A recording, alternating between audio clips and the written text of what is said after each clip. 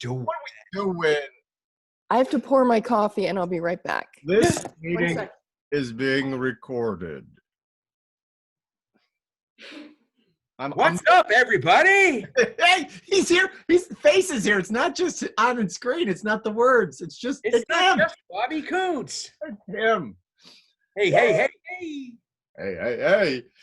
All right, let's check in. 90 seconds. You can tell a story. You can tell us anything. You can whine. You can complain. You can inspire. You can be silent. It's your choice. Who is up? Here's what I caught on a YouTube video this morning. It was the words that got my attention. And it said, self-belief is the gatekeeper of success. I love it. What was that, Bobby? Self-belief Yeah. is the gatekeeper of success. Mm-hmm. How many times have we said to ourselves, if I only this, or if I only that, then my life would take off, or then I could be, or then, right? What if it all begins just with our inner belief, that deep down part of us that knows that it's possible? What if just that piece of self-belief is what's really stopping us? Yes, we believe it's possible. Yes, we know other people have done it. Yes, we know others that are doing it. But what is it that's deep down inside of us that's holding us back? It really touched me as a profound question. And it's like, okay, if I believe all these things, then what is it that's really holding me back? 10 seconds. I'm done. Okay. All right. Very good. And my little add to it is this. Yes, self-belief is the gatekeeper of success. Unless you surround yourself with phenomenal human beings that believe in you a little more than you do in that moment. I might be one wow. of those people. I might just be one of those people. Yes. Can you say that again, Chris? Unless you surround yourself with people who believe in you. More than you believe in yourself. A little more than you do. Just a little more. Just a little more. Or maybe a lot more, but hopefully only a little more because you believe so much in yourself. Or that have the ability to see in another human being what they can't yet see in themselves. Absolutely. And, you know, again, when my mom, if you check it out, I think it is on my YouTube channel, a short interview with my mom. And I asked her, what was It is on your YouTube channel. What was the secret to you being so loved by so many people and helping so many people out? And she simply said, I believed in them when they didn't see that in themselves. And we need people to believe in us when we're down, when we're doubting, when we're struggling. It's those times we need people to believe in us, and find someone that believes in you. Find someone that believes in you. Yeah. Because it can change your life. And here's the thing too, you can actually surround yourself with people that are moving in a positive direction. You don't even have to believe in yourself. You just have to go through the actions. And all of a sudden you'll see the world reflect back to you that you are amazing. Yay. Okay. You are a mirror forever reflecting what you're doing within yourself. Yes, you are. All right, who's next? I'm next. Annie. Annie's Okay. up. She's ready. Had a lesson from Mother Nature yesterday. It's not nice to fool with Mother Nature. I had a wonderful swim and I was like, oh, just reveling in it. And then I got caught in a rip on the way in and almost exhausted myself completely. I was going, oh, the shore is just so far away. Oh, my brother's way over there. I can't even get to him. And I finally just kind of relaxed and went, okay, you're caught in a rip. Just swim diagonally and just relax. And I realized that the stress was like making it worse. And when I relaxed, it was better. But then it was like, okay, yeah, you know, the ocean is wonderful and it gives you a feeling of life, but don't take it for granted. And then I was tired all day. So from that, I was exhausted. And I had a dream of lack last night, this morning, really. Everybody was getting presents except me, which is interesting because my birthday is coming up. 30 And, seconds. I thought, what brought that on? Could it be stimulus package, which I haven't received? And so I got, okay, have to forgive everything again for that. And then I realized that it morphed into another dream 10 about seconds. Kevin treating me badly, and I realized that I hadn't fully stepped up to being responsible for how I was responsible to get myself in that situation. And I won't go into that, but it's empowering. So, Thank you, Annie. I love your share, and I especially love your story. I would actually like you to think that the story you just told is powerful for you, of the riptide. Yeah. I think, and I think it's powerful for other people too. A lot of people are living their lives swimming hard against the riptide, getting exhausted, and some even going under. Mm-hmm. Yet when you just relaxed Yeah. and swam Surrender. diagonal, Surrender. Yeah. yeah, I'm glad you surrendered, Annie. I would be upset if you weren't here today. yeah. Yeah. And your dream of lack can also be one of your stories. Whose dream of lack becomes a reality of lack? Mm-hmm. And is it the reality really a reality, or is it really just a dream too, that all you have to do is change and embrace abundance? Yeah. I love your opening with the way you're singing in that, and the words you're extending and playing with them. Keep playing with that. Remember, Okay. remember that the eye of the computer that looks at you where your voice goes. And for me, sometimes when you go into that full distress voice, I can only handle it so long because I want you more peaceful. Anyone else have a relate when someone is in a distress voice? How long can you let me ask the question, just zip around. How long can you listen to someone when they're in a distress voice? Not long. 3 minutes max. And then I have to zone out and get distracted so that I can take care of me too. Bobby, what was your take there? Oh, it's tough. It really is, If it's I could, hard. oh, go ahead. No, go ahead. It's just hard to stay with the conversation is what I was trying to think of the words.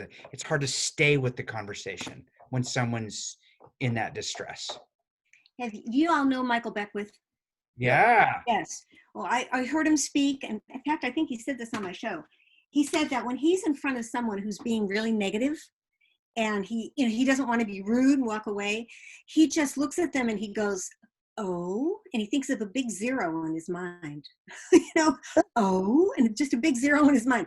"Oh," like not letting it in at all. And then he'd say, "You don't say." So he creates this, mental buffer for someone who's negative in front of him until he can get away.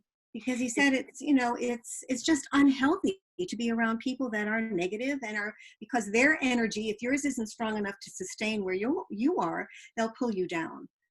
I have friends like that. I've let go of friends like that, and I've been very honest with them to tell them why. Patricia, what's really interesting about what you just said, and I've heard Michael Beckwith another phrase that he asks people to consider if they're like experience deep turmoil, is to ask yourself what's trying to emerge for you, right? So if someone's going down a path, or if you're feeling an extended I'm trying to think of the best way to express this. If they're having difficulty sharing what they're trying to say, or if they're going in a direction away from where they first started even, you could ground them back in where they were going with the direction story. Well, you were telling me, Annie, and I'll just use you as an example in what you shared. You were telling me about this riptide, the rip of the ocean, how you're fighting against it. what do you think was trying to emerge for you as you experienced that? I think it gets the brain Let's to pause here disconnect. for a second, and I just want to go back to what it is. So the lesson for all of us is, yes, using character is a struggle, but if that struggle, and I didn't know your guys' answer when I asked the question, actually. I thought, is this just me in my wanting to tune out but fighting to stay tuned in? Is this just me? But it seems like it's fairly universal around in this particular group, that it's really tough to listen to someone when they're in deep struggle and you can feel it in their voice. But yes, you can use it in moments for a character. And better that the character isn't you, because if the character is you, or a character is you in the past, if the character is you now, there's some people that just want to get away. Right. And even Michael Beckwith, now the example is, even Michael Beckwith could stand in front of you and just go 0 or oh.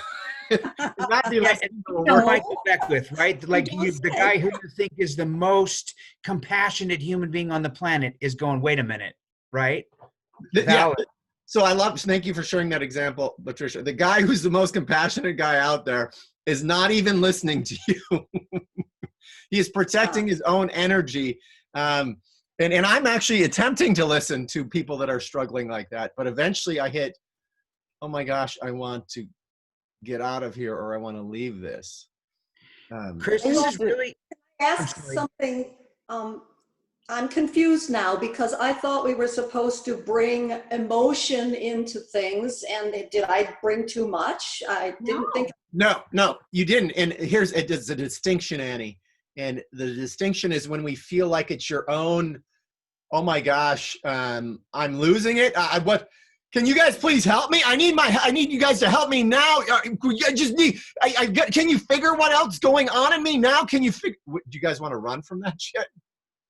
Want to turn it off, want to go, want to move on. When it's that powerful, when it's not a character, when it's you personally struggling in the moment, because we all have so many struggles. People are going, shit, I got enough dealing with my own struggle. Yeah. I cannot take anyone else's. Felt like I was coming at it from a place of having gone through it already. So most of it was, Annie. Most of it was. And that's why you did so many good things in that share. I thought it was one of your best shares ever, because it was sing-song language. The start got me connected. The story of the Riptide is powerful. Yeah. And actually, I think it's the most powerful for you. I think your life has been swimming against a riptide.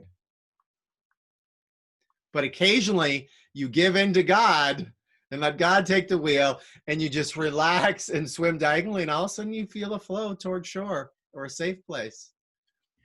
What's that song, Against the Wind? What song is that? Running Against the Wind. Yeah. Bob Seger. There you go. So kind of like that, Annie. Like, I mean, I don't know all the lyrics to that song, but it's that whole idea of like running against the wind, or running uphill, or swimming against the current, or whatever, right?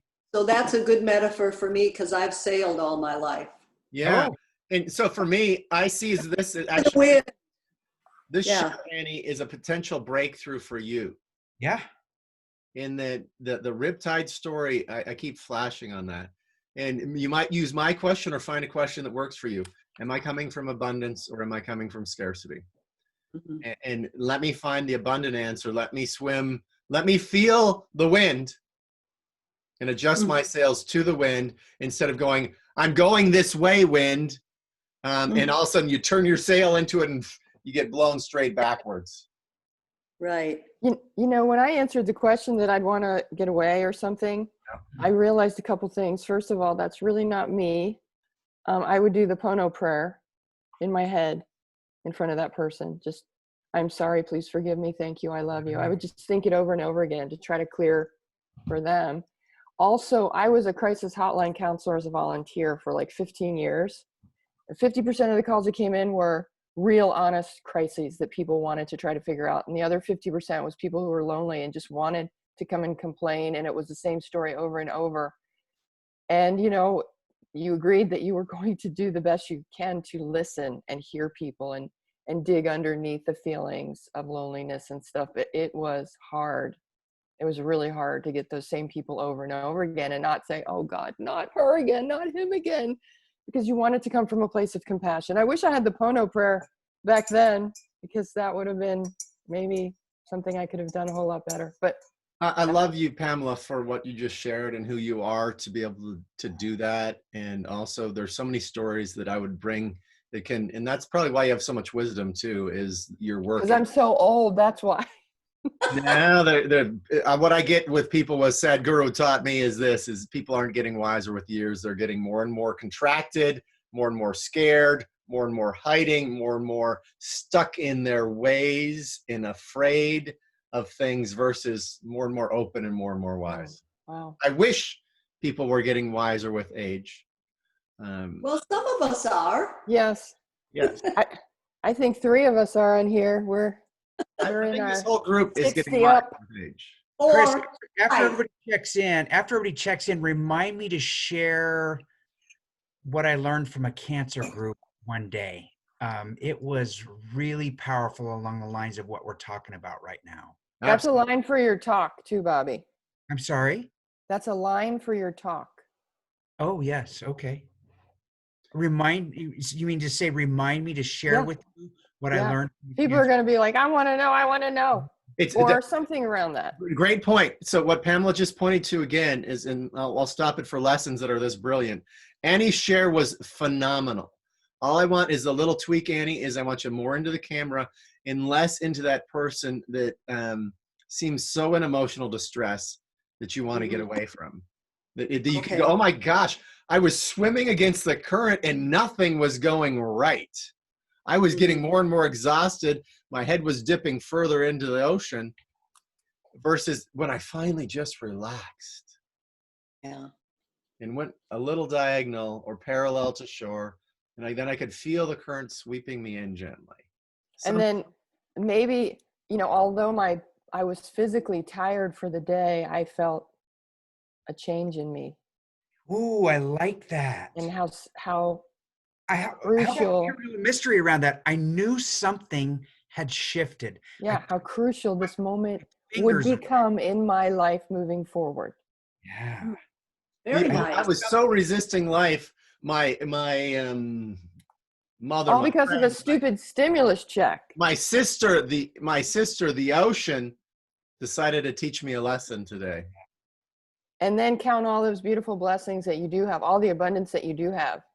But I love also, I want to point back to what Bobby said earlier. So I've got a story to share with you. Remind me to tell you a story.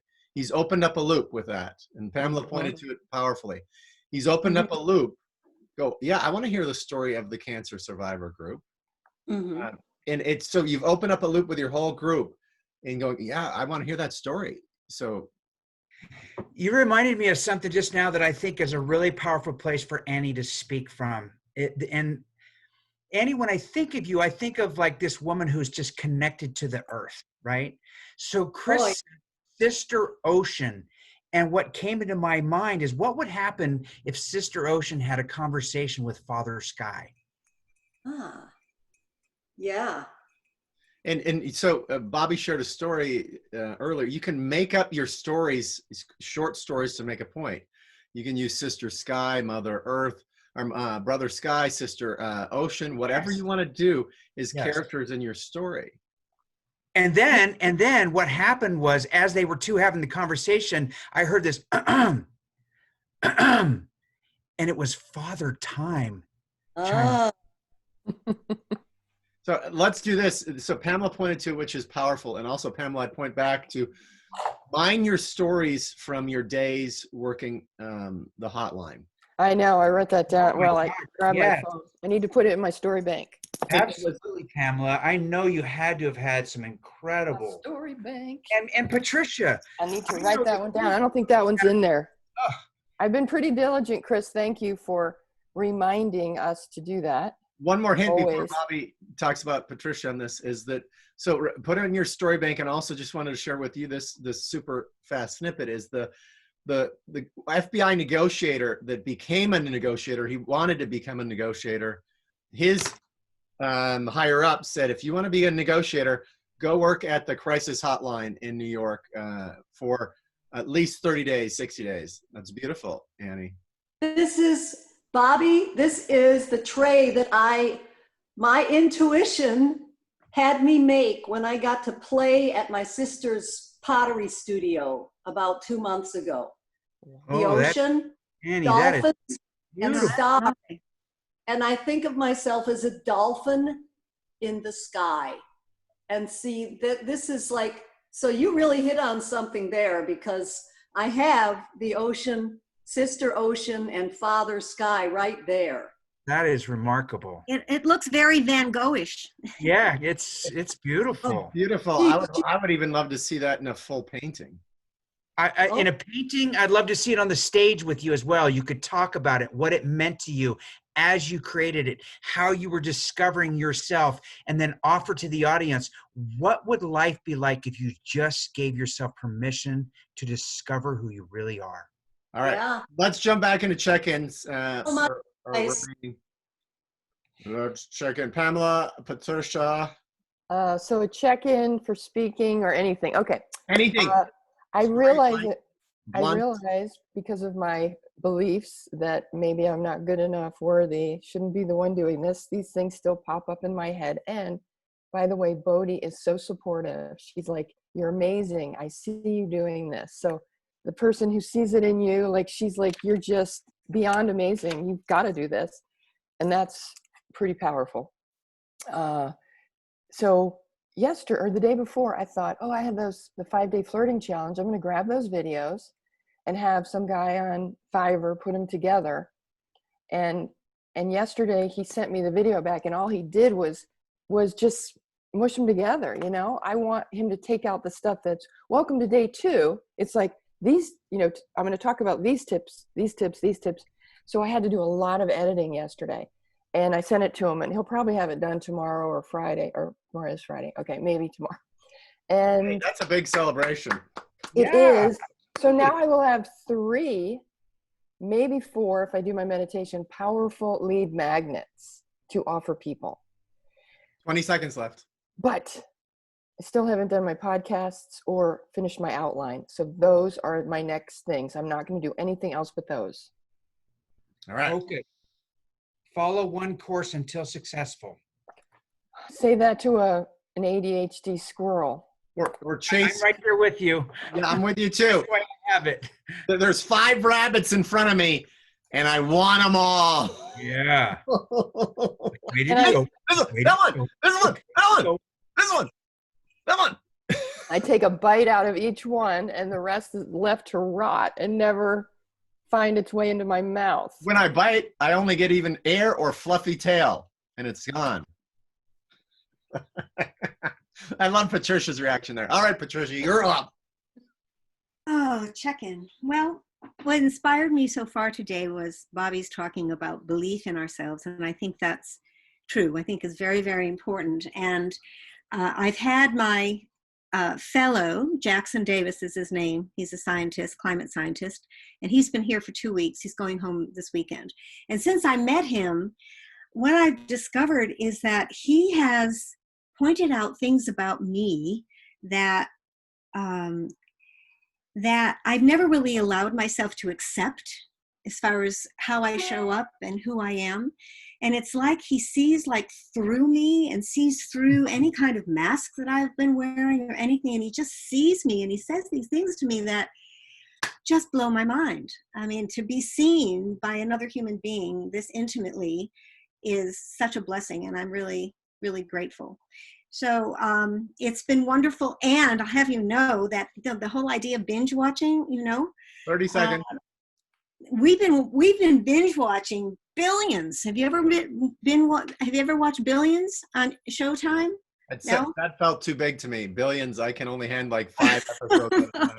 Anyway, it's been very, very interesting, just this idea of binge watching. And I never did it before, as I shared last 10 week. seconds.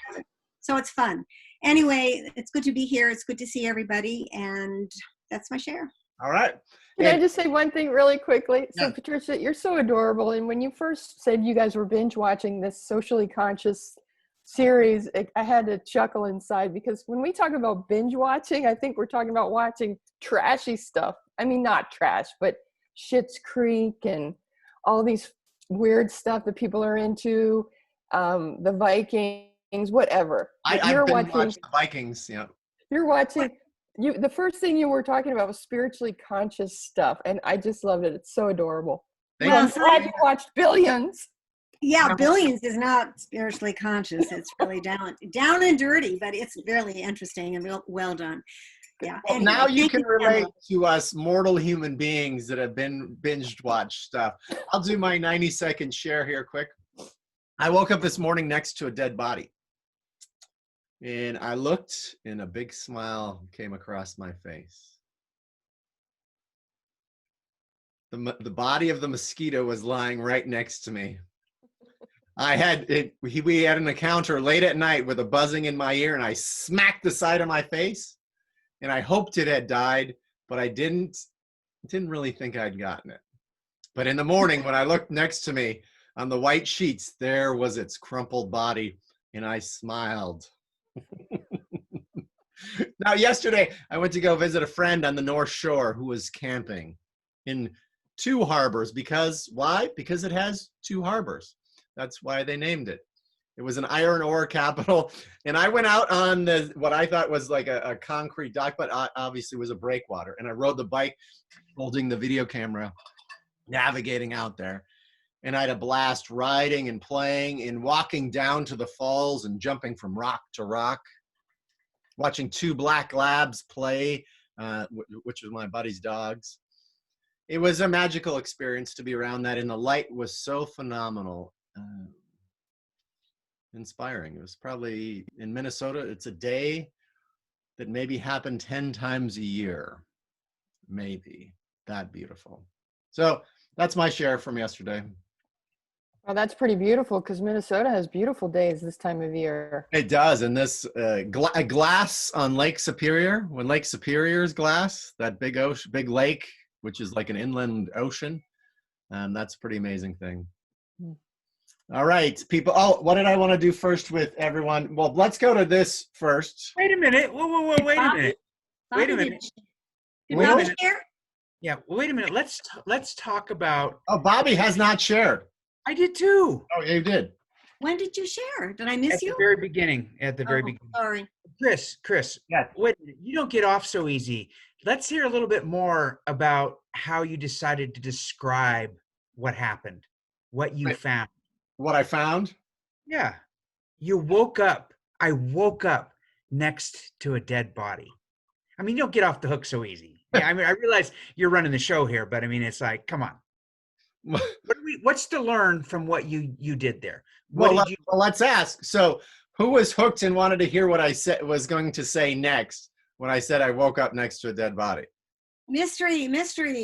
Yeah, Yeah. exactly. So, look, I've practiced with this group is for me as well. I mean, my goal is to create compelling openings, visual, exciting, and sensory exciting stories that captivate an audience that they want to know more, with heroes that you want to see win the battle, that you're empathetic with, that teach a lesson in their struggle with whatever, because all our struggles are human struggles and we can all learn from them. And Yeah. with, all those things. And I want us all to be able to do that. So play with it. Waking next to the mosquito, I did have kind of a smile on my face. But how do I tell this story in a slightly different way? If we didn't know Chris, we would be wondering if possibly he's going to be admitting that he killed something. And you could even say person. Yeah. You guys will keep this a secret, right? And let's talk about your effective use of sarcasm as well. Mm-hmm. Do you remember? Do you remember where you used that? Tell me where I used that. So you said, "Oh yeah, and we were hanging out at Two Harbors." And why did they call it that? Oh, yeah. There's power in that, right? When you say something and then you explain it without explaining it. Absolutely. I mean, and you said it kind of sarcastically, to be honest. I mean, it's like, well, yeah, they called it Two Harbors because there's two harbors. It's like, yeah, hello, that's intriguing. That creates some intrigue. It makes people want to know a little bit more, right? Because of the way that you express it. And what Bobby's pointing to, and thank you for pointing to that, and it's a little bit what we did with Annie earlier, is point to what you see is working in whatever someone else does, so we can all grab our own version of it. Yes. Grab this if it's a tool we like and want to use, and if it fits us, we can grab it and make it our own. And that's the goal with this, because there's so many beautiful minds here that you'll share things that just really work for you. And we can take that and that version and make it a version of our own and improve our own stories with it.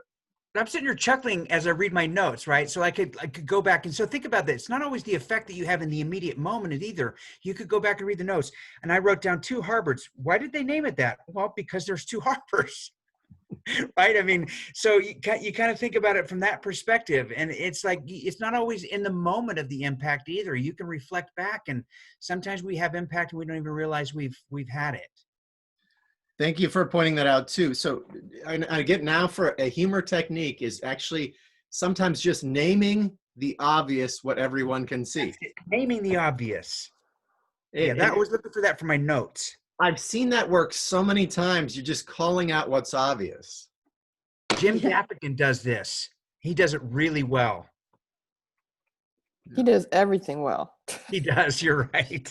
He does he does really well. Is that inner voice, the other dialogue. But look at him. He doesn't have a lot of voices. No. It's just a couple voices, and they're fairly easy voices to do. I mean, on this group, the accents and voices of this group, I think out is more talented than Jim's voices. Chris, like now you got me thinking. Now you got me thinking. Like I was hanging out in Philly, and like I'm thinking to myself, hey, these guys in Hollywood, they write movies, right? So like, here's me. I'm a guy. I'm just a guy. I could write a movie. There's no reason listen, I got these experiences in my life, right? So like, I could talk about how when I was boxing and I was thinking about, not being a bum anymore, and how if I just had the right guy training me, I could become somebody. And like, I got this dog, he's a really cool dog, and there's a story here, and this guy named Mick, and he can help me. And, I put this thing together, I go to Hollywood, I tell him, hey, I got a movie, guys, what do you think? And like, next thing I know, I'm a movie star, Yeah, and go into that, like with the mystery, just start talking in the accent, not that you're Sylvester Stallone. I know. I love the way you did it, Bobby. So the example is you just embody that character. Start telling the story from that first person perspective. And all of a sudden light bulbs are going off in the room, and goes, holy smokes, he's actually telling the Sylvester Stallone story. He's being Sylvester Stallone in the story. So how can you use that for your own? And there's a power in it. The best comedians that I've seen, have you seen, does Jerry Seinfeld, maybe I have to watch his stuff more, but most of them use many other voices.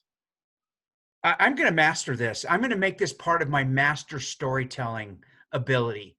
Being able to get into the character of other voices, of, the person that was in the story. And that's what popped in my head when you said that? When I saw Patricia start writing, that I want Patricia to get into the character of and the voice of that police officer that lowers his sunglasses. Absolutely. Well, Jim Gaffigan gets into his audience's mind so well, like when he's talking about something, and then he steps and he's like, geez, is this guy really going to start talking about Subway sandwiches again? So that's my favorite. When Jim Gaffigan gets into the head of the skeptical, kind of impatient audience member, when he goes, I hope that's got to be the last horse joke. You can't tell. I think that's enough horse jokes, Jim. That can't be any more horse jokes. You're starting to drive me. And yeah, that's pretty much the end of my horse jokes. I just want to talk about hay for a second. Whatever tangent he goes off to that leads back to horses.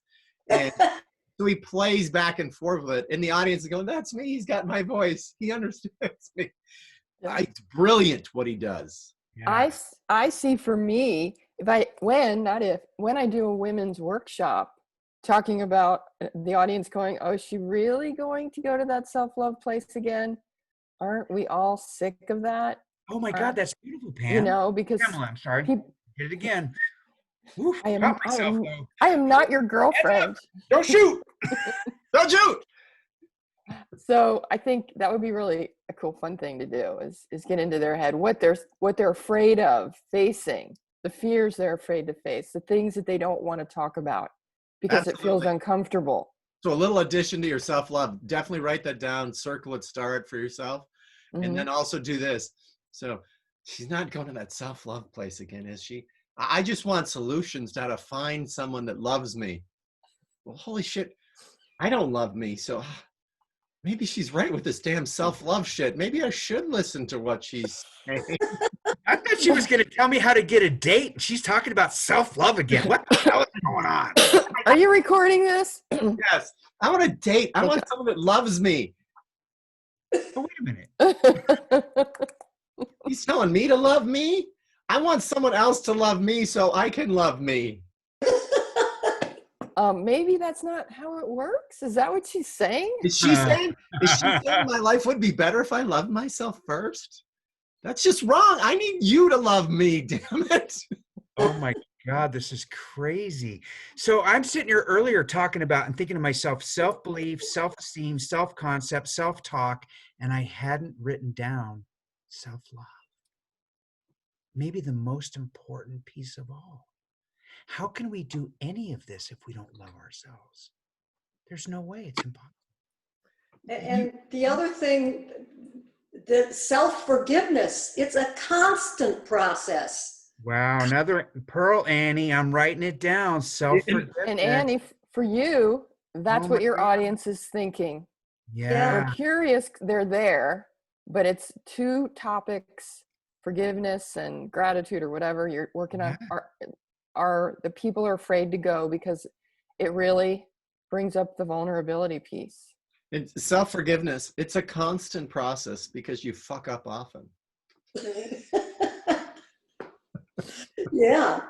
No, I'm doing this class every week with my people, and I'm like Chris. I'm like you. I'm really in it, to learn what I can learn. And I've had a lot of challenges over the past couple of weeks, and what I do is I just share them, and I think it really helps me to move forward, and it helps people to understand that I may be facilitating this group, but I'm very much in it and mastering my own challenges around it. Patricia, what would it feel like if you would make those comments about what you're going through as that police officer? Say that again? The police officer, the Clint Eastwood thing that you did. Yes. If you were to make those comments in that voice somehow, ma'am, this week you had some pretty tough things going on. Oh. Sort of like exposing you. Play with the humor, but I just want to point out what Patricia just said, and if I believe it works on lots of levels. If we call out what we're personally struggling with, is that one of the most connecting things you can actually do? It's like we're not setting ourselves apart from anyone. We're not, going, you're below me or whatever it is. I'm struggling with these things too. I'm trying to figure it out as well. So I think what you're doing there, Patricia, and I'd circle that, and as a reminder as well, share your challenges. Yeah. Because we share our challenges, we give our audience a permission to share their challenges. We are the example of the vulnerability that our group needs to be to connect more with themselves, the rest of the group, and ourselves. So be that example. Mm-hmm. So I got another pearl out of you talking just now, Patricia, and I wrote down self-discovery. Mm-hmm. Mm-hmm. We don't give ourselves permission most of the time to really figure out who we really are. Chris asked a powerful question the other day. What's your why? That's such a powerful question. It's huge. And what I get, I would not be here if I wouldn't have asked, if I wouldn't had such a powerful why. Because that ghost from my speaking past, it haunted me, and it was a strong ghost. So my why pulled me through many difficult moments, many moments that felt like it's pulling me through a wall that's in front of me, pulling me over the wall that I couldn't jump over. That why kept pulling me through. Your why can make an incredible difference. And it also works with corporations and teams and other people. If they have a why, a common why, and know why they're doing it. I mean, there's sometimes I've only given a half effort and then someone explained, oh, here's why we do it. I go, oh, geez, that makes sense. I didn't get it before. And now I'm fully in. So how do you get people fully involved in what you're doing? And let's actually do this, unless there's a final wise comment. Let's jump to a couple of quick exercises. Then I want to get Bobby's story and Patricia's 5-minute share of her video that we can look at. Does that sound all right? Yes. Yeah. Okay. So let's jump into mystery. Let's create some mysteries fast, because they're gonna set us apart. They're gonna grab the initial attention, but then also mysteries during your speech as well. So who has some fast mysteries to create? When I woke, I knew something felt different. I was drawn outside. And what I saw was something I'd never seen before. The ocean grabbed my feet and wouldn't allow me to get into shore. It was like it was pulling me out to sea, and I was losing my strength with each stroke I took toward shore. What would you say? What would you say if fear walked into the room? Now, I want to pause it and use Bobby as an example there. He almost used the mystery voice. I kind of did use the mystery voice. Sorry. No, I love it. And it's like it's a powerful voice. If you can master that voice, it's like in a question, and the questions can create mystery. What would you say? It's like the theater is happening. What is coming next? This voice seems a little ominous. So think about this. And this is an advanced technique that I am nowhere near. Bobby, I think, is much further ahead of me in this technique. And this might trigger Bobby to jump even to another level with it. Am I creating a mystery right now? You are. Yeah. Think about the music in movies and TV shows that make you feel, oh my gosh, something bad's going to happen to my favorite character next. You can feel it in the music that something bad is coming. Can you match your voice? Almost like a soundtrack, creating your voice. He took a step, and he didn't know if he should take the next step. If you can play your voice into that soundtrack, the soundtrack of excitement, he looked and he found, and there she was. So play with the soundtrack of your voice, like movies. It stimulates vocal variety in your mind. You think about that. Where does vocal variety come from? And if you can think about what you're getting ready to say to someone like Chris just described, what would be the music that would accompany what I'm about to express? And, so if it was something that was going to happen very quickly, right? Something was going to happen very fast. There would be this high, fast-paced music that would be going along with that. And it would cause you to speed up your voice because you would want to be in the moment with that. And if it was something super like deep and profound, then the chances are that it would slow down. The rhythm would change, and it would be designed to draw the audience in, to bring them closer. You would almost want the audience leaning in because you would want them to experience whatever it was that you wanted to share. I think that vocal variety when we're speaking is what pulls the audience. Jim Gaffigan does this. Pamela, I was just thinking about what you said earlier, and you think about, he'll start and he's here and then he takes it up, right? He's like, oh my God, not again, and it just rises. And I think when we are able to do that with our audience, I think that's when we move our audience. That's when we're giving our audience an experience. They are having an experience with us as we speak, as we share, as we, express ourselves, and we try to get the audience in the moment with us.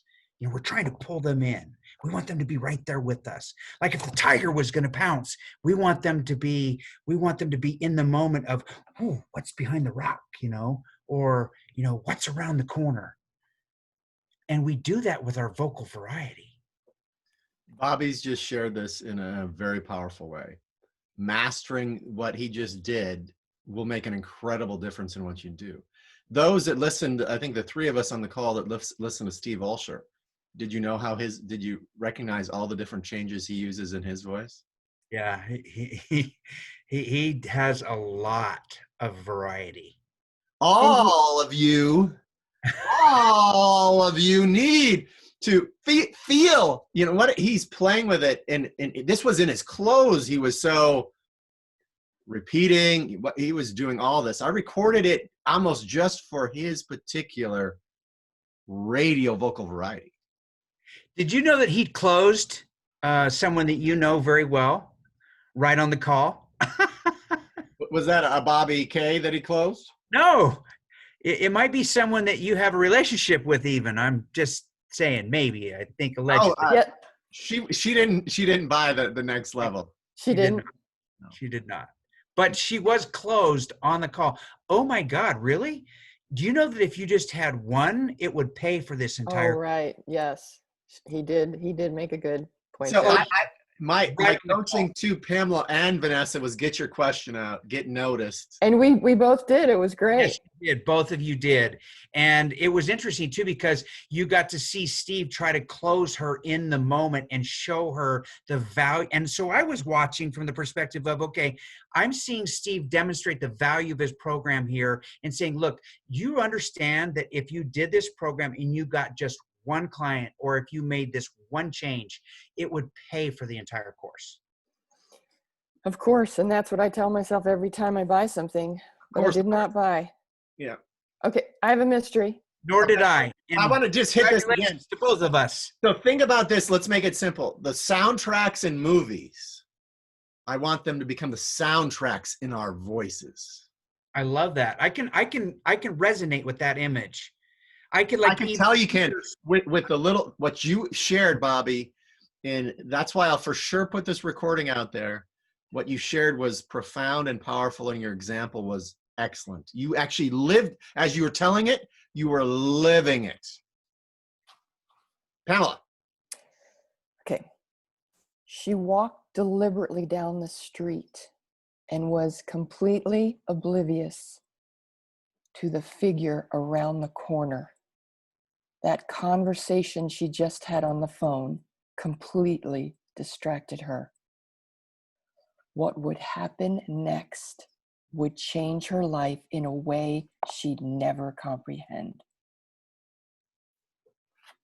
Passing a car at 80 miles an hour while speaking to his friend, he noticed that there was a car actually coming towards him, and he was only halfway through passing the semi. That happened to me yesterday. Ooh. God. You just gun it? Did you just gun it? The most people would have hit their brakes and gone back, but Not Chris. Not Chris. Not Chris, baby. I was a little locked up until I got by, but Yeah, Well, think if you about did this. it- if you- So if not you did it Chris, with- he put his foot down on the gas and he said, I'm going for it. I like that, Chris. My 4-cylinder element would have done that. I would have been one that would drop back behind because I know what my car can do and what it can't. And then Chris started singing. He said, sometimes you're the windshield and sometimes you're the bug. I was feeling like maybe I was going to be the bug right there.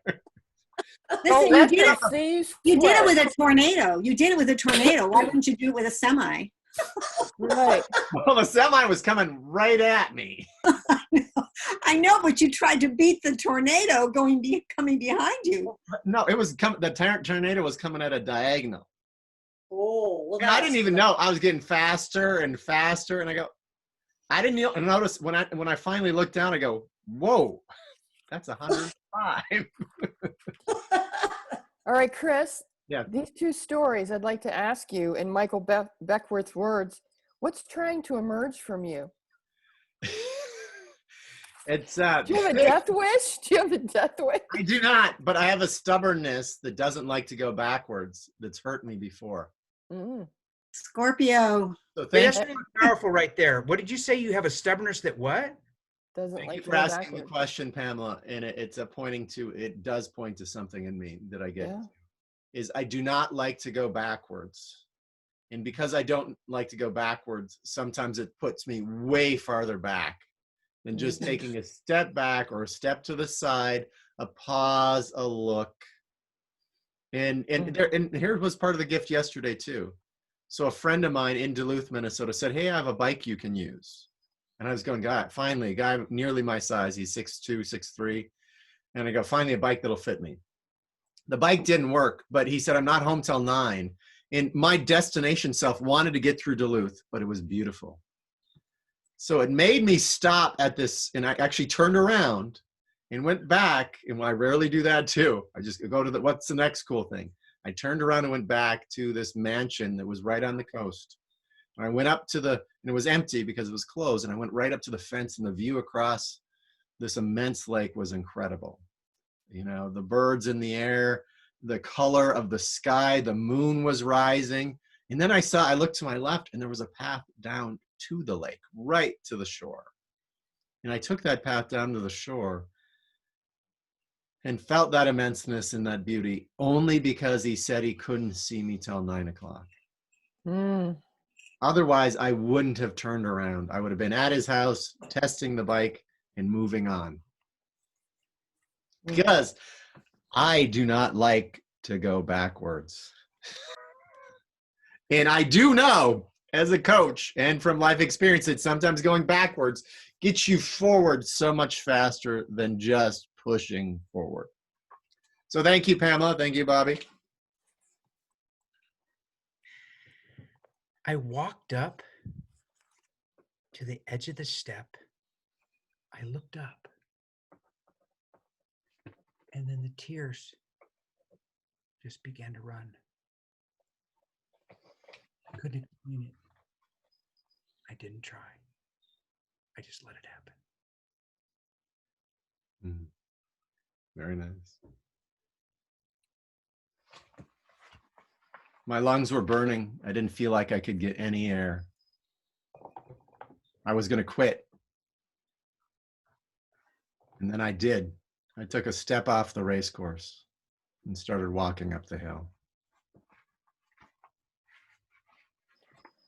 My eyes filled with tears. It was only a commercial, and I didn't want her to see it.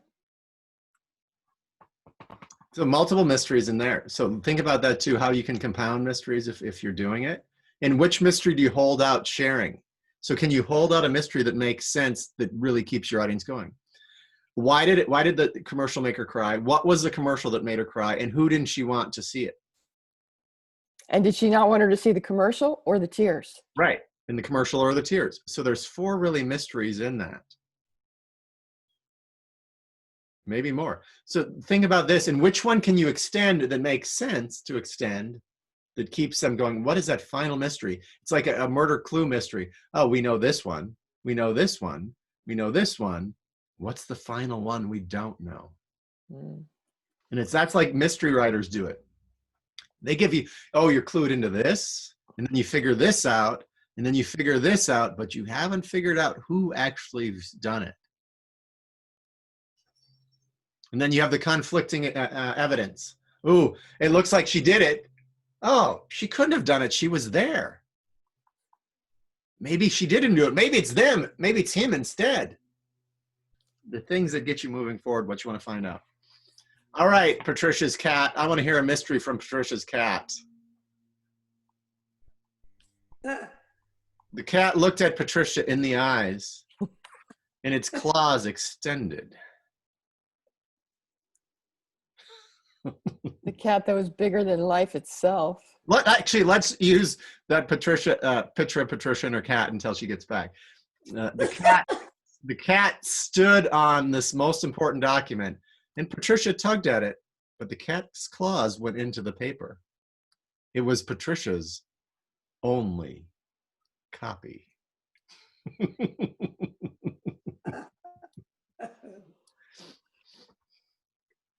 Who else can create a cat mystery? She came to I- the screen. She was right there in front of all of us. And I said, wait a minute. What do you think you're doing? This show's not about you. I know you took it. I know you hid it somewhere in your stash of treasures. I need it, and I need it now. I love that. I need it and I need it now. I stepped out of my bedroom onto something squishy, and I knew she'd been at it again. Oh! Oh, Ooh, I got that in my toes. oh. Toes. Ooh. Patricia, we're having fun with you. If you've ever done that before, what Annie just said just now, I Oh, like literally could feel it like squish it up between my toes. It was terrible. ugh. Well, I just lived it the other night. The dog came down. I don't know why the dog came downstairs. And then I looked the other way. Well, I stepped forward. And when I stepped forward, that wasn't carpet.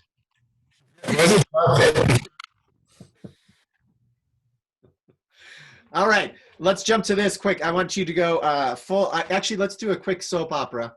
And that's like, it can be 30 seconds. Your two characters, can be three, but two characters, a conflict. One person wants something and the other person is stopping them for some reason.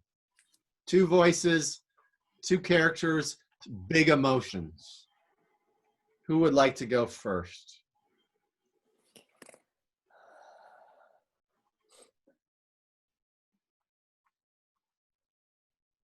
Okay, I will. Pamela, yeah, but I knew if I waited, I could see Pamela working on it. I could see her working on it. And Pamela is the gift of this group that when it's a difficult assignment, she often steps up and goes first. Have you guys noticed that? I have noticed that. I've noticed that, and I have appreciated that. Oh, thank you. Well, I'm a fan of a soap opera, so Yep. I have more experience perhaps than you all. Okay. Victor, you must give him the job to run Newman Enterprises. He's your son, and he deserves it. Nikki, I've told you before, I want my son to earn it. He's been gone for 3 years, and he needs to earn it. Earn it, my love. He needs to earn it. I know that, honey, but in this case, you need to let go. I will never let go, Nikki. You know that. You're dealing with Victor Newman. Yes, Nikki and Victor. I watched them so many times when I was a kid with my grandparents. Really? What is that? A soap opera? It's been on for like 100,000 years. No, it is the longest running, still remaining soap opera. What's the name of it? The Young and Restless. Oh, The Young and Restless. So odd. I started watching it with my mom as a kid, and it's my connection with her. I always think of my mom when I watch it, but it hasn't been on for 8 weeks. Oh, Very soap opera-ish. Very, very nicely done. thank All you. right, who's next? It doesn't have to be actual characters. It can be just soap opera-ish. So just dramatic conflict between two characters. All right, I'm going to do another one that happened yesterday. Okay. Wow. Mom, I saw this cool skateboard, and you know I've always wanted to have a skateboard, and it's so cool. Can I show you a video? Honey, I'm busy, but okay. All right, I'll come around and look at it. Oh, wow, that is really cool. But honey, you've never had an interest in skateboards. I know, Mom, but if I had this skateboard and could do all those tricks, you know I would be so interested in it. Honey, you are going to have to wear a helmet, elbow guards, and knee guards. In that case, forget it. Now, I love it. I love the basic of it, but next time I want you to do it, actually even right now, I want you to do it with your life is on the line with getting the skateboard type drama. My life is on the line, or Her her life life is on the, if she doesn't get the skateboard, it's the end of her life type feeling inside. If you Okay. give her the skateboard, all you can picture is this accident if she doesn't put the helmet, the things on. So Okay, so I'm not sure if I should move like I do, like no, that. I like your twist. So Okay. one is this way, the Okay. other character is this way. Okay. Yeah. Mom, I found this cool skateboard on YouTube. I want it. It's so cool. I could do tricks with it. I've never seen anything like it. Honey, you don't even know how to ride a skateboard. I mean, you watch the guys, the boys, because you like them at the park, but you've never been on one. Is this about boys? Are you just doing it for boys? How dare you, mother? I am not doing it just for boys. How dare you go there again? I want to be a skateboarder. Then you have to wear, then you must wear the helmet. You will wear the helmet, the elbow guards, the knee guards. You will wear it all. I will not, mother. You cannot make me be safe. Good one, Chris. Well, you inspired it. I thought Yeah. your story was phenomenal. But what I want to do as the example is it feels like every decision is life or death type. Oh yeah, she found gift cards yesterday. Mom, do you know where you might have put some more iTunes cards? Because I really need to buy some stuff for Roblox. Oh, honey, I don't know where. Well, where did you find the last one? In my briefcase. Yeah, it was in my briefcase. Well, where's your briefcase? I threw it away. You threw it away? Why'd you throw it away? Because I don't want you looking in it. Okay, well, is there any place, just think for a minute, is there any place where you might have put these gift cards? Like some Story other bank. place? Story bank. Put that one in your story bank for sure. That went on for an hour, and she called the companies to find out how much money were on these gift cards. And I said, did you get them all done? She goes, no, I got bored after 2. All right. I want from Annie, Bobby, and Patricia. Let's get a quick story. It can be 30 seconds. Okay, I'll go. Yeah. Well, where have you been? I've been trying to reach you. You haven't called me back. I went to San Diego. You went to San Diego? San Diego? Did you drive there? No, I flew there. Oh, sorry. Wait a minute. I'm getting confused. Can I start over? Yes! Oh, Yes! oh yes. Can I say? Oh, Yes. Finally, I get that out of you again. No, you were great. And look, I have this habit too. So I do what you do, Patricia. I forget.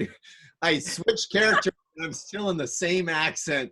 I know. I was in the other one. I Okay. do that constantly. So that's my work in progress too. We're ticking on time. So I love Okay. what you did. Here's my little tweak addition to it. You went where? Without me? You Oh, know, no, I I would never go- said that. something about No, that. I whatever just- it is. I have to tell you the backstory. Jack, my Nope, 89-year-old friend, flew to San Diego and then took the train back without a mask, like that. I didn't even know where he was. Okay. I was like, what? Anyway. Okay, yeah, you put that in your story bank too. Okay, I want Bobby and Annie to share something really quick, short, soap opera for us. Where have you been for the last 7 hours? I've been canning peaches. Come on, it can't possibly take you 7 hours. Well, first we had to peel them. That took forever. And then we had to make the syrup. And this is my first time ever canning anything. I think you were doing something else. Where were you really? Who were you with? Yes, you were cheating on me with someone other than Peaches. I know it. maybe her name is Peaches. Oh. Ooh. I like the twist. So Pamela has got the soap opera twist in that. And you go, yes, Peaches, we'll meet soon. As soon as he buys this story about my canning. All right, Bobby, give us one.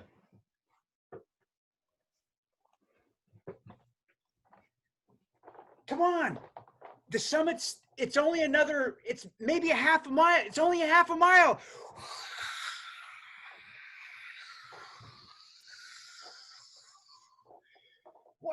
half a mile's along. The wind's 45, 50 miles an hour. Joe? Nasser and Hassan, she can't go anymore. She's done. She's had it. She can. All right, guys, just hang on, stay there. Just stay there. I'll come back down. No, go to the top. We want somebody to finish. Come on, just go. No, I'm coming back down. Just stay there. Nasser, he's coming back. He's coming. Just stay there. He said, just stay there. Okay. Nicely done. You even played the wind. I love bringing the wind Like in the as a wind. You were character. good with the wind. Yeah. Excellent. So That my was our experience this past weekend. It was crazy. 45, 50 mile an hour winds. We're a half a mile from the summit. We couldn't finish. Summit Wow. of what? What mountain? It was this peak in Ely, just outside of Ely, Nevada, called North Shell Peak. And the wind was just unforgivable. Like literally, it was like, somebody took a step. Literally, someone took a step. In mid-step, there was a gust, and she almost fell over.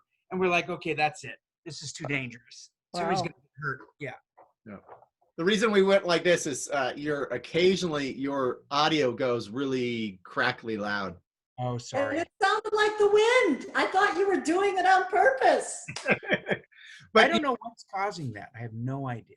so here's what you reminded me again of. Probably the lesson for me is coming up again of not backing down. So I picture me doing things like climbing Mount Everest, and I could see myself being exhausted and hurting in difficult situation and the weather getting worse, but the peak is only 500 meters away.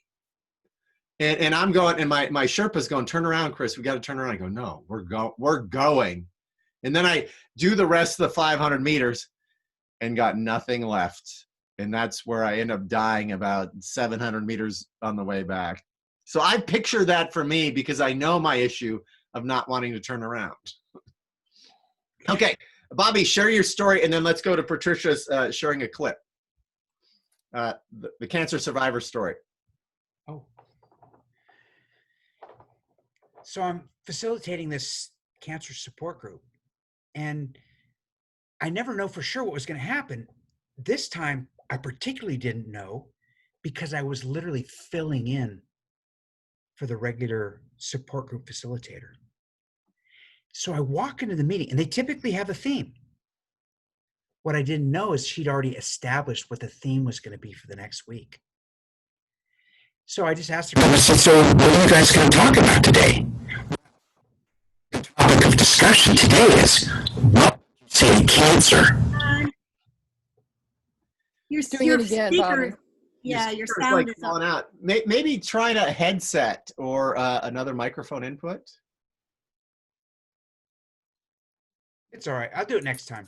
Talk in the regular voice just for a little bit. It's when you lean forward, I think sometimes it goes off.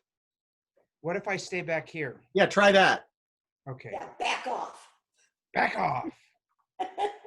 Is it still okay? Your voice is good right now. Well, I'll give you a thumbs down if it goes bad again. Perfect.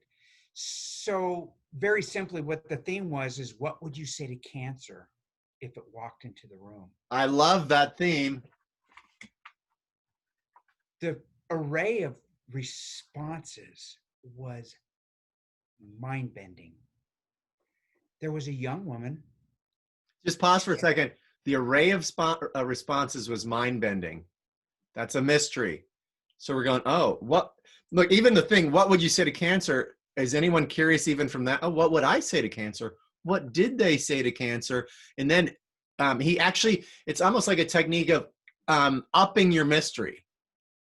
The array, you've already created the mystery. The array of responses was mind-bending. It's going, oh my gosh, what was the array of responses? I want to hear some of them. So the young woman who was battling breast cancer, she raised her hand and she had this look on her face, and I knew she had to speak. So I said, Mary, go ahead. She said, listen, you motherfucker. Who the fuck do you think you are to come into my life and mess up my world the way you have? You son of a bitch. I never deserved this. I never asked for any of this. Why in the fuck did you pick me? And I just sat there, and everybody else in the room sat there. Our eyes were like saucers, and we were stunned. And then there was another hand that slowly went up. The elegant looking woman leaned back in her chair. She crossed her legs, and then she said, "Well, my old friend, I wondered when you'd show up. Come on, let's have a conversation." And I was like, how is it possible that you could have such diametrically opposed responses to the same question? And then she said, I know you probably don't realize it, but you did me a favor. You got me to slow down. You got me to pay attention. You got me to acknowledge what's important. And since I've learned that life's not guaranteed anyway, now I really live every single day. Thank you. Thank you, my friend. And yeah, definitely put Beautiful, that in your Bobby. story bank, Bobby. And Oh yeah. yeah, and what a great question. What a great example. Way Now, to I would probably be a little more careful with the language. I know I was safe with you guys, obviously, right? No, I would even ask them, do you guys, I would preface it to the audience. Do you want to feel, if you're sharing this to a cold audience, Right. if you share the story, I would preface it in this way. Do you want to hear the honest responses? Can you handle the honest responses from these people? Can you handle the truth? You can't handle the truth. That's right. Do you want the truth of what the responses are, or do you want me to tone them down and make them more PG? And I would tell them, I would say, look, there was some very graphic language. If the F-bomb bothers you, I will tone the story down. If you think you can handle hearing what the cancer patient had to say and how she really felt, then I'd love to share that, because I think it would be great if you could experience the emotion that she expressed. She captivated each and every one of us with her response. So who was captivated when Bobby took on the character? What was it? The young mother with breast cancer? That was captivating and powerful.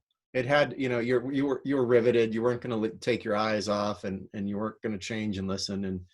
And you could feel kind of that rage and the not fairness, and that it was potentially cathartic experience for her. And if you see the indignation in her face as well, right? I mean, it was just like, how dare you? I mean, it was just, it was so visceral. We could see that in you to a degree. So let's do this quick. Annie and Pamela, do you want something quick to share about your own content? And let's keep it fairly short. I know Patricia has asked me to. I can't share a screen. You have my share screen disabled, Chris. I will enable your screen share. I will enable you. Chris, you have so much power. You have been enabled, Patricia. You've been enabled. Okay. Chris, you're an enabler. I knew it. I am an enabler of greatness, and you will all step into it, or I will kick you metaphorically in the ass. I don't have anything that I need to share. I overshared the soap operas. You did I want not. more time. I want more time for Patricia. Your soap operas was awesome, Pamela. And I love your soap operas, Pamela. It really gets me thinking about how I could more embody the character, right? yeah, and let me say this. Annie can share something, but I also want to say this. Annie, I love the sing-song voice in your opening. I love the story of swimming against the tide. I love it. Keep doing more of that. Okay, and I don't need to share right now. I also would like to give Patricia more time. Yeah. You generous lovers of Patricia. And as lovers of me, thank you. Okay. And look, I want to just touch on this too. The examples that have been shown by everyone here today is incredible. Let's make them more our own. You got to share it with computer audio on that little box in the left corner. Make sure you check that before you click. Okay, I haven't done this before, so bear with me here. We are bearing. Sorry about my audio today, guys, too. I'll remember to stay back from the.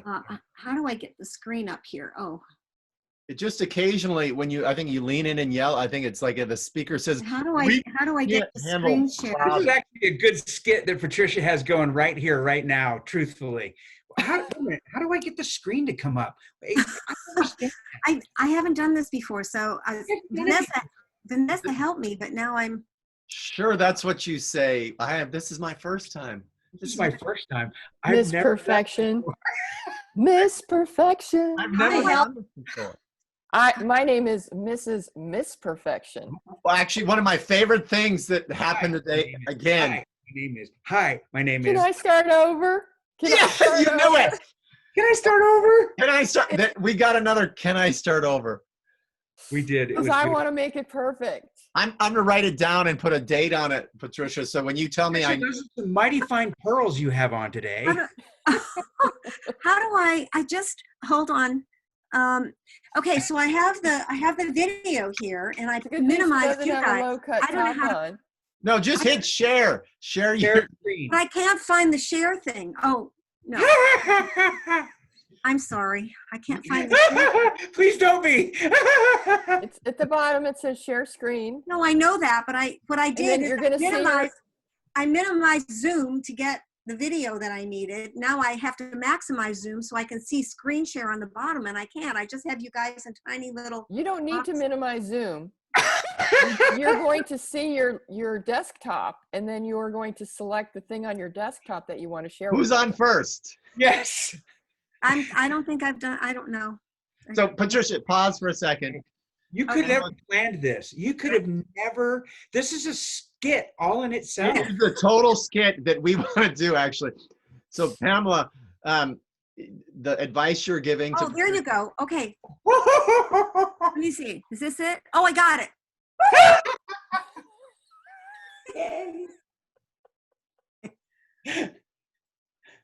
Oh, do you see it? we do. We do see it. We do.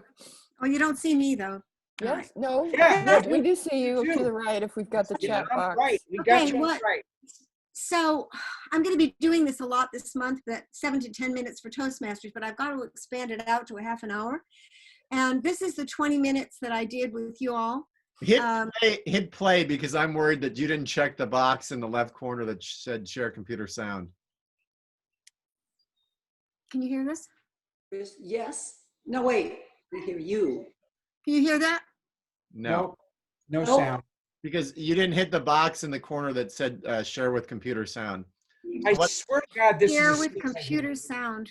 This is an absolute skit developing in real time right now. What you need to do It's is a this. blooper reel. It's a blooper reel. Patricia, hold on. Patricia, what you need to do is stop your share Stop the share. in the share. So I took pause share, We'll end it. End share. End share. end share. New share, it doesn't say end share. Okay. Screen share. Share computer sound. Got it. Woohoo. Okay. I know. I'm sorry, you guys. I thought I had this handled. Oh, Don't please don't apologize. Oh, I know this. Okay, now you can play the video if you've click the button. Yeah, I'm trying to. Okay. Actually, a perfectionist over trouble. Like right now, I want to present the perfect speech. Perfect gesture. I want to start it again because I want you to hear it from the beginning. Okay. Wait, Okay. Can I start over? Can I start over? We got a double. Hold on. I'm sorry. Professionally, I'm a perfectionist. Can you hear it? Yes. Not very well. I'm actually a perfectionist over trouble.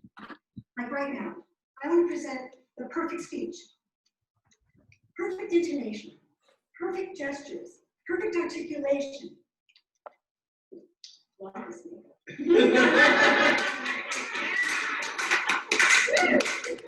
The minimum number of ums, ahs, your nose, and so's, and of course.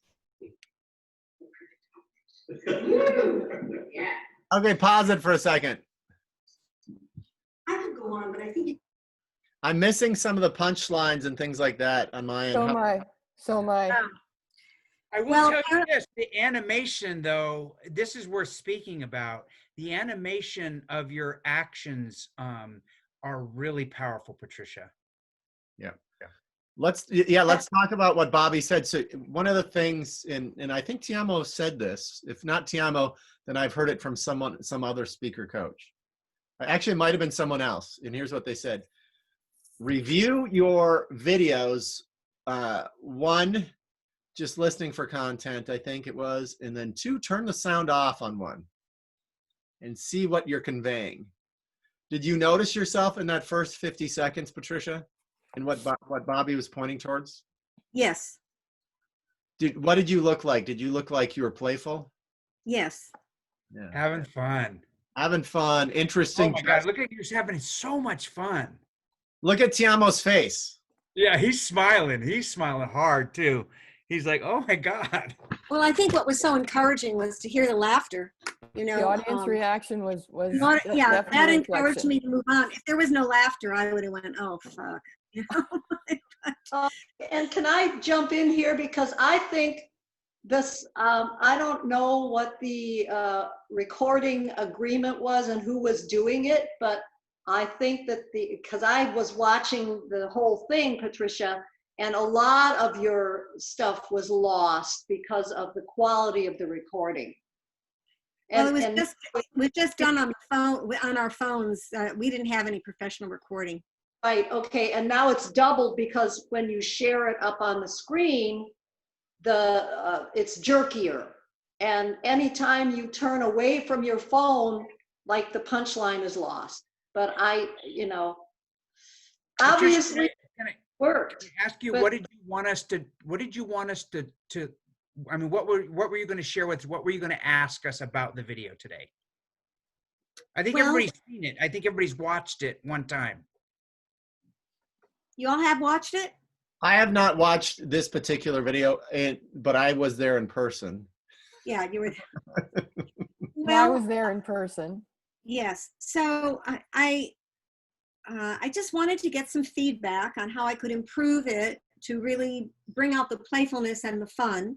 And also moving into the first story about Deepak Chopra and then the second story about the cop.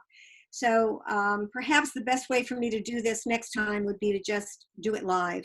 Yeah, and so that was what I'm glad you came to that conclusion, because that's what I was going to suggest with you. Because if you want to improve it, and what I've seen other speakers do, Patricia, and it's not just you, they give one performance that they prepared for, and then they go, "Oh, I've got my speech." And then what happens to that speech? Does it stay as solid in your head if you don't give it again? No, it Yeah. starts to drift away. I mean, you prepared for this before the speech. You were into the moment. You'd been giving it in Toastmasters. You'd done versions of it. You did it in the mirror. You'd done it over and over again. One of the things you can do and look at it for yourself is this: play it for yourself, then do that line again. Do that part of the speech again to get you up to speed fast, back to the level you were there. And then start making tweaks off of that, because you own that part of the speech now. Because I would say, if you had to give this 20 minutes again, tell me how good you'd be today. Probably not really well. Not really good. Then that means it would be I'd really want to good. start over. Then that means it would be really good. Right. I'm glad you have the self-awareness, Patricia, to know that. But because a lot of speakers don't, they go, "Oh my gosh, I gave that 20 minutes in the past. I was great at it. People laughed, had fun.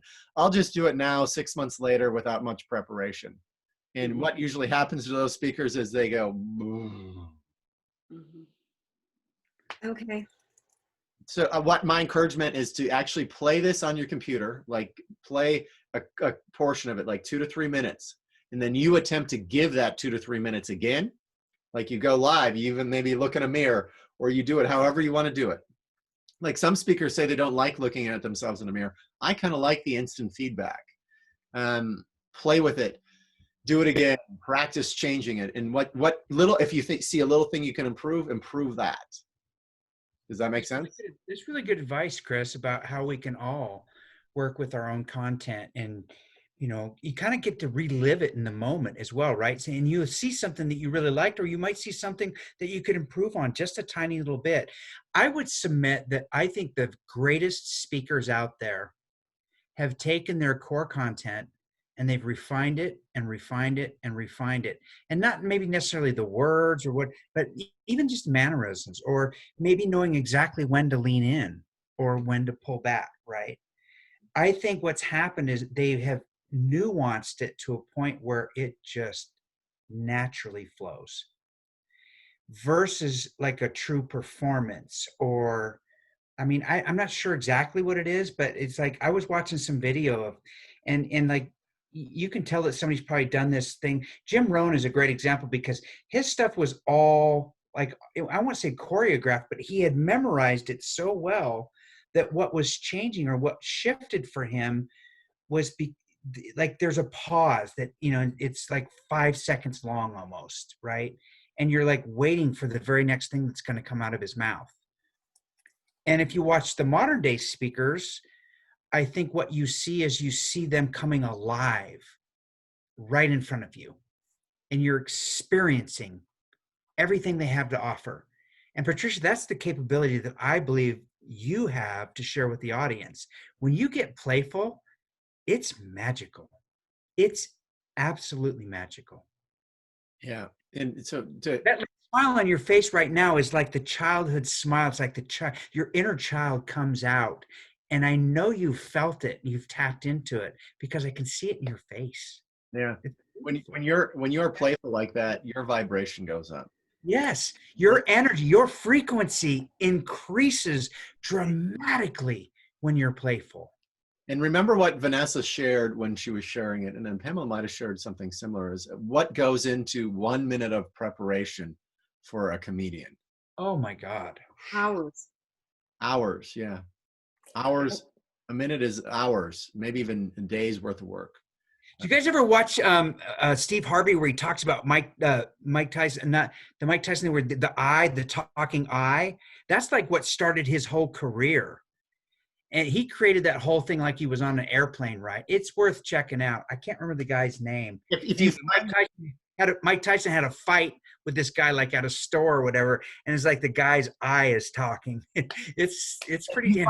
If you find that clip for us, share it, Bobby. And Okay, I will. Yeah. The point is this, Patricia, so if you want to get great, you got to do it over and over again. Like when you make a basket in basketball practice, the coach doesn't go, okay, Chris, you got free throw shooting down. Let's get on to the next exercise. No, they do 100 free throws every practice. And Gentlemen, this is a football. Vince Lombardi to a professional team, to the Green Bay Packers, a team of professionals that are the very best at what they do. And at training camp, I mean, he holds up, gentlemen, this is a football. The basics.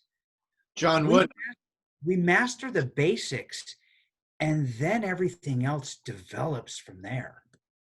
John Wooden, this is how you tie your shoe correctly. Yeah, there you go. Great example, Chris. You know, so if we master the basics, and if you get to authentic, you gave a great speech, Patricia.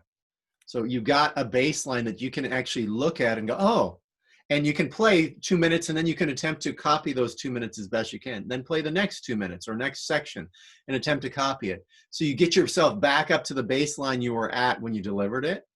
And then you go, then shut it all down and see if you can deliver it without any help. And then you go, and then what can I tweak? What can I tweak to make it better?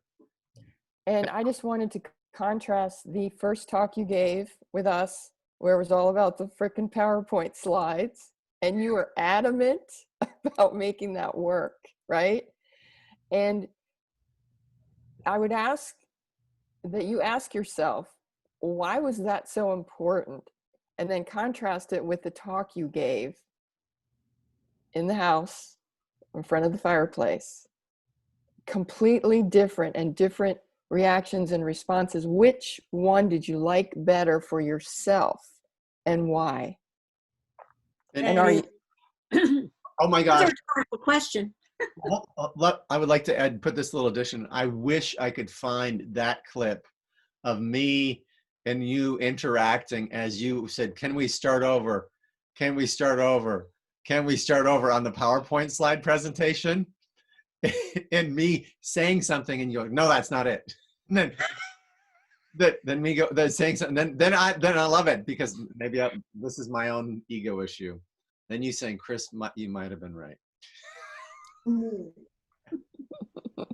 Hey guys, I got to jump. I got to transition to another call, so I need a little bit of time for that. Let's do this with your jump. Glad to see you here today, Bobby. Let's I'm all sorry. So, So good to glad to see see you. you here today. Yes. Listen, I want you guys to understand something. I come every time I can be here. If I'm not here, it's only because the corporate world is calling me and I have to be there. Otherwise, when this happens, I'm going to be here. And I'll take it to Andy, since you said something, let me express why. I believe what Chris said. I believe that we get better by doing. We don't get better by watching. We don't get better by reading. We get better by doing. And when I get to share openly with you guys, like I got to share with you today, like when I shared, for example, the story of what would you say to cancer if it walked into the room? That's an opportunity for me to practice and to get live feedback from a group of loving, caring individuals that only want to see me become my best. Chris asked us the question when he first started this, I remember, how much time are you spending speaking? If we want to be the very best that we can be, we have to practice our craft. We have to commit. It's our commitment to our craft that's going to allow each of us to become the very best we can be, so we can have the impact we want to have with our audience. This isn't about us. It's really not. It's about doing the deeper work that's going to allow the real us to come through the screen or in person, to have someone go through a transformation in real time, because our message became so good. It became so compelling. We allowed them to see that beautiful part of their soul that exists, that's screaming to get out, that's begging for permission. And we created a space for them because we did the work. Thanks for sharing that, Bobby. Well said. Well said. I believe. Bobby. As we all jump, I want to do this just quickly. Bobby, I want to say, I want to hear the whole version of the What Would Cancer Say story. Oh. What you gave so far was very powerful. And I love the way you played the two characters. So please do that. But I wanted to jump around and say this. What did you get out of the Zoom meeting today? What are you going to take? What are one or two things you're going to work on from this meeting today? I already shared, so it rotates to somebody else. I'm going to watch the speech and break it up into pieces and do it. You know, just do each segment of it until I feel totally confident. Is that your commitment, Patricia? Yes, that's my commitment. Yeah, I love Patricia, if you do that, you will own that speech. I want you to own those 20 minutes and then improvise off that or improve what you have there or also add on to it. And here's a story you can add on to your bank is the first time you gave it. Tell that story. Oh, you mean the one that I did before Confessions? With the one PowerPoint. with the slides? Yeah. And Well, that was a whole different speech, though. I want to tell you a story about how my perfectionist got into this. Share the event. No, you need to start over. You need to bring in my dialogue, bring in Tiamo's, bring the start over, bring your attitude in it. Bring the fact that I kept clicking the wrong button. Oh my God, it's a speech within itself. It's beautiful. I love Yeah. it. That was it. That's right. I go, I think Patricia pushed the wrong button. No, I'm not. No, I'm not. I know I'm not. I know what button to press. I know I know what to button to press. practice. I've practiced. Oh, Pamela, that was beautiful, right? I know what button to press. So, Who are you talking to? Pamela, do that again. I know what button to press. And Yeah. Patricia, watch Pamela right now. I know what button to press. And get emotional. Remember the soap opera? Bring it up to a level, then maybe bring it. I know what button to press. You just sit down.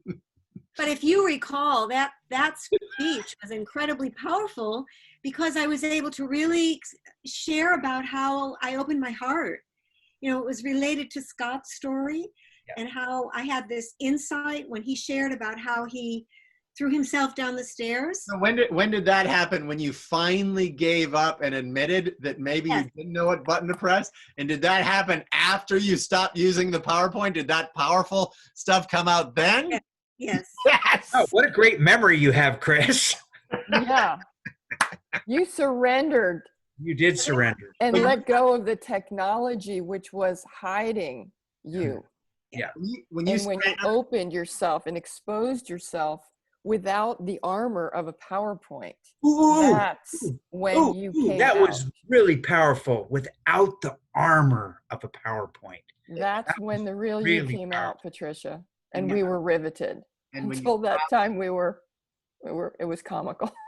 and Mask. when you dropped your perfectionism instead Drop of the mask. needing Yeah, to that- start this over, needing to say the exact right words, when you stopped thinking about the right words and started coming from your heart and what had moved you in the room, that's when we connected to you. Dropping the mask of perfectionism. I get it. I get it. Yes, I love you, Patricia. And here's the key to your success is just mastering that speech. And here's what I said too. You've got 50 other stories Oh. about perfectionism. Yeah. You've got, let me rephrase that. And I'm gonna do it twice. 50 You got million, probably. millions. You Can I got start over? you've got Let me start over. Wait a minute. let me start over. Chris, you should start. You have at least 500 stories. Let me start over again. You have at least 1,000. No, let me start over. You met maybe 50,000. You got somewhere between 5,000 and 50,000 perfectionism stories in your life, Patricia. And Yeah. some of them might be more powerful than the ones you're currently using. Well, I'm working on my story bank. Yeah, and Yeah. so what I want you to do is own the 20 minutes, make the 20 minutes as great as you can, and then think of other little perfectionist stories that you can master in 2 to 3 minute chunks. Yeah, that's my question was, how many stories can I fit in 20 minutes? And there are two stories that I Whoa, left. don't worry about that. No worries about that. I want you to start master your 20 minutes and then start playing with 2 to 3 minute chunks. Don't even imagine where you're going to put them in. Just master those extra stories, and then we'll talk. All right, Pamela.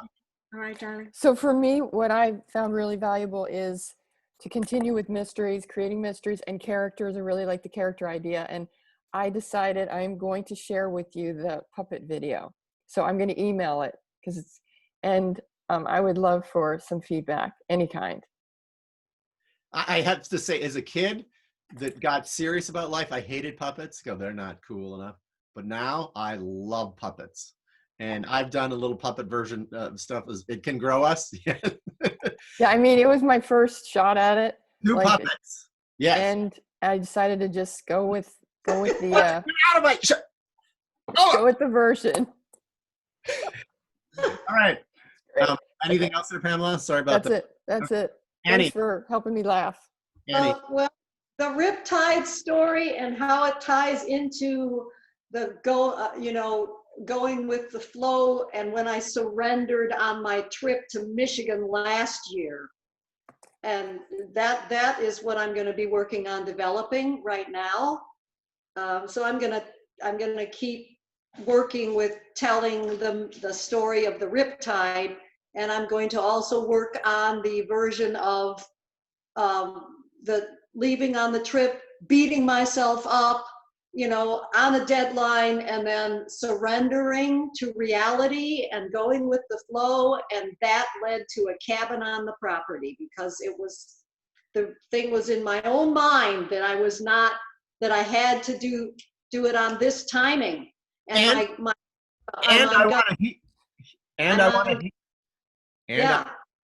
I would like to hear your sing-song voice on even little shares like that. Okay. Mother Ocean, brother Sky, sister Sun, and father Time. Sister Moon. Yeah, and Moon. Miss Sister Moon, Moon, Sister got it. Sky, Sister Whatever. Earth, Sister Ocean. Yes. Use the I'll- earth. You can Annie, name use the earth. The earth is really strong for you. I feel your energy in the earth. Me I too. really believe there's something here for you. And then the music piece comes in and just ties it all together. It'll be Yeah. beautiful. Thank you. So that's what I'm taking away from today. Thank The you. main thing. Here's my recommitment again that I have not done. I've listened to a lot of comedians' videos, but I haven't picked 3 clips to master myself and duplicate. So my project for me is to pick 3 videos. One will be of Jim Gaffigan for sure, and then deciding what the other 2 comics are. I like Michael McIntyre, his strategy and things, but pick 3 videos that I'm going to actually look to duplicate myself. And then kind of an insight for me in this call is this, and triggered really by Bobby and what he did was, and well, actually all of us mixing into that, but that the soundtracks of movies move us emotionally, just like kind of the soundtrack of our voice, speeding up, getting slower, pausing. If we can play with that and really master that, you don't even have to move. You could have 0 body language, I think, if you master tonality and speed. So you mix those 2 together then, once you master both of those, woo! What's Hey, possible? Chris, I have a question. I love If I slap you, will you write it in the sand or will you write it in the stone? I love it. So Bobby shared with me, I will write it in the sand if you slap me. Yeah. Thank you for the story, because Bobby shared a story. Why don't you share the story, Bobby, just quickly? No, let's save it for next time. I think it's really powerful. Yeah. I think a great way to kick off the next time, really. Well, I'm going to share the lesson of the story. Oh, okay. Go ahead. Yes. So Bobby shared it this way, is 2 friends were walking or going for a hike, and the one friend just reached over and slapped him, and he wrote it in the sand, that his friend slapped him. And then he fell into some quicksand or something, mud or something that he couldn't get out of. And his friend saved his life and pulled him out of the mud, and that he wrote in stone. And his friend asked him, why did you write those things the way you did? And he said, when we are hurt by things, we want the wind to be able to blow away the sand, those memories away. But when people do good for us, we want those to be in stone. And I think that's a message that we can bring in our own lives because of the way we are as human beings. As human beings, we tend to write in stone every little negative thing someone did to us. And we forget all these positive things that happen in our life because of the way the mind works. Now that you've done that, I will tell you that my selfish me wanted to hear you tell the story. That's why I didn't want to do it. So thank you. You just made my day by sharing this story today, and I didn't have to wait for it. But and You that did a little great job. You did a great job, by the way, because I know you barely, you only just got a brief review of the story. You did a great job. Thank you. And what I'd say is, like, that little story, it's a tiny little story that Bobby shared. You can make up stories like that teach. If you want, I want you to do this, is here, if you want to play with it, write down any of the lessons you wish to teach. And how can you create a short, Ooh, this is a good assignment. fictional story around that? And it can be super short. It can be 2 friends. It could be, and remember, you can bring your animals into it. It could be the squirrel and the fox talking. It could be the frog, like the frog and the scorpion crossing the pond or the river. Or it could be the boy and the frog in the bathroom, even. The boy, the frog in the bathroom. I mean, when you say it like that, that actually does it create a little bit of a mystery right there. The boy, the frog in the bathroom. Go, what mix up are they going to get in? Wow, did they ever get in a mix-up too? It was crazy. And there's Bobby actually ramping up the mystery. So a lot of great stuff today. Let's do our best to, internalize it and play with it. And that's why, again, a couple times a week we're playing with this. I love you all. Oh my gosh, I love you guys. And every time I get to do this again, it just reminds me of why this is so important. I mean, the energy here is just so beautiful. You guys are amazing human beings. I love all of you with the bottom of my heart. And Chris, thank you so much for making space. This is a safe space for all of us to grow. It's incredible. Thank you all for doing what you do. And Yes, thank you all for being there. for I me. thought the motion. Okay, I love you guys. See you All right, Monday. love ya. See ya. I Bye. say, oh, and Chris, our interview Saturday. Is it 9. Saturday? Actually,